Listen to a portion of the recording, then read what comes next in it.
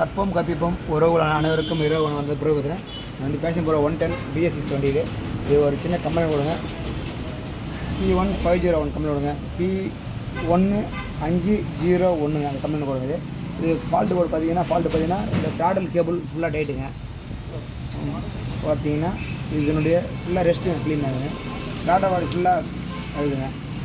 இதனுடைய ஃபால்ட்டு பார்த்தீங்கன்னா P501ங்க.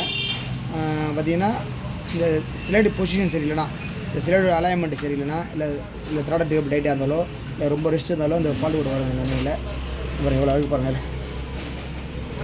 ஃபுல்லாக அழுகு தான். இதான் அதில் கம்ப்ளைண்ட் கூட. இதை க்ளீன் பண்ணிவிட்டு போட்டு பார்த்துட்டு ஒரு சின்ன பதிவு போடலாம். டோட்டலும் நல்லா பக்கா க்ளீன் பண்ணிவிடுங்க. இந்த ஓரிங் பார்த்தீங்கன்னா இது ஐலியான ஓரிங்க எடுத்து வச்சு கழுவு வாஷ் பண்ணுங்கள். ஓரிங் உப்பி போயிடும். அப்போ சுப்பி போனால் தண்ணியை போட்டு வைக்க மாட்டுங்க. இல்லை